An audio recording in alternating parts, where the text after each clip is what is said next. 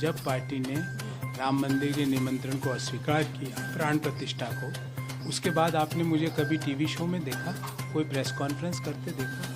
मैंने प्रयास किया कांग्रेस के हर बड़े नेता को इस बारे में अपनी भावनाओं को अवगत कराने का, पर जब उन्होंने मेरी भावनाओं से अपने आप को अलाइन नहीं पाया तो मुझे लगा कि जब मेरे धर्म के ऊपर प्रश्न लग रहा है, सनातन संस्कृति पे प्रश्न लग रहा है, मैं आज लिबरलाइजेशन, प्राइवेटाइजेशन, ग्लोबलाइजेशन नीतियों का विरोध कर रहा हूं जो पीवी नरसिम्हा राव साहब ने, मनमोहन सिंह जी ने देश को दी। क्या देश में वेल्थ क्रिएशन पाप है? क्या जुर्म है?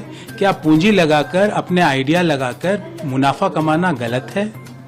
तो सुबह से शाम वेल्थ क्रिएटर्स को गाली दो, सुबह से शाम सनातन धर्म के खिलाफ जो बोल रहे हैं उस पे चुप्पी धारण करके रखो, कोई मुंह से कुछ मत बोलो। और प्रभु श्री राम की प्राण प्रतिष्ठा को 3 महीने हो गए। क्या आप पहले बोला कि हम उस इवेंट में नहीं जाएंगे, 3 महीने तो कोई इवेंट नहीं था, क्यों गए? क्या कारण था, क्यों नहीं गए? तो इन चीजों के बाद मैंने पहले प्रयास किया, क्योंकि मैं ऐसा मानता हूं कि व्यक्ति को सबसे पहले अपनी भावनाओं को सबसे अवगत कराना चाहिए, और ये ऐसी कंडीशंस थी जिसपे कोई कॉम्प्रोमाइज नहीं हो सकता, अनकॉम्प्रोमाइजेबल कंडीशंस थी, अनकॉम्प्रोमाइजेबल कंडीशंस पर जिस पे कोई कॉम्प्रोमाइज नहीं हो सकता, तो मैंने अपना निर्णय लिया। बीजेपी का निर्माण हुआ, बीजेपी को हिंदूवादी पार्टी के रूप में माना जाता है, तो क्या यही आइडियोलॉजी आपको ज्यादा प्रभावित की या फिर कुछ और? देखिए, आप अभी तक इसका मतलब मेरी स्पिरिट नहीं समझ पाए। आपको मैं प्राण प्रतिष्ठा का न्योता दूं और आप मेरे को लिखित में दो, नहीं आएंगे। आप करते हो क्या ऐसा? आपको मैं अपने घर पे डिनर पे इनवाइट करूं, आप लिख के दोगे नहीं आऊंगा?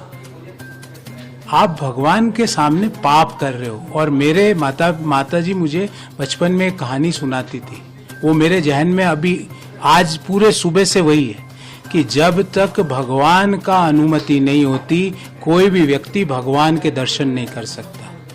मैं तो आज भगवान श्री राम से, अपने परमपिता ईश्वर से ये कामना करूंगा कि वो सद्बुद्धि दे कांग्रेस पार्टी के लोगों को, और वो सनातन के खिलाफ बोलना बंद करें, वो अपनी खुद की नीतियों के आलोचना करना बंद करें, और देश में एक कंस्ट्रक्टिव क्रिटिसिज्म जिसको कहते हैं उसकी भूमिका को वो पूरा करें। एक अंतिम सवाल है, कुल मैं मानता नहीं हूँ, आपकी शास्त्रों में लिखा हुआ है, मैं क्या मानता हूँ? मेरी कोई हैसियत ही नहीं मानने नहीं मानने की।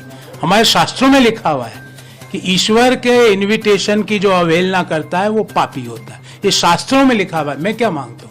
मेरी हैसियत ही नहीं है ये बोलने की कि मैं मान रहा हूँ कि नहीं मान रहा। इलेक्शन से पहले या अन्य अगर बात करें तो वो भी मंदिर में पूजा पाठ तो करने जाएंगे। मैं किसके बारे में आप बात कर रहे हैं?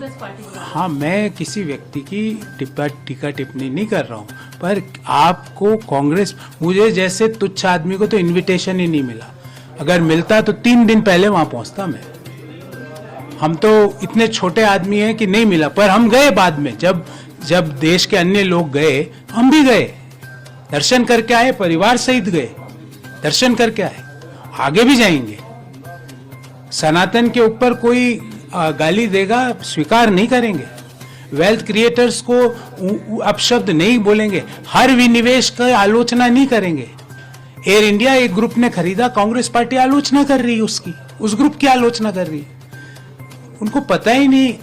मुझे ऐसा लगता है कांग्रेस पार्टी मोदी जी की आलोचना करते करते इस स्तर पे आ गई है कि वो अपनी स्वयं की आलोचना करने लग गई है। तो मुझे लगता है इस बोझ से कांग्रेस पार्टी अगर निकले तो अच्छी बात है, क्योंकि सकारात्मक सुझाव की जरूरत हर सरकार को होती है। और मैंने कभी भी अपनी प्रेस कॉन्फ्रेंस में पॉलिसीज की जब आलोचना की है तो हर प्रेस वार्ता में ये भी बताया कि क्या करना चाहिए। Otherwise I can say you are bad, but why you are bad or why you are good, I should share the reasons and concerns regarding that.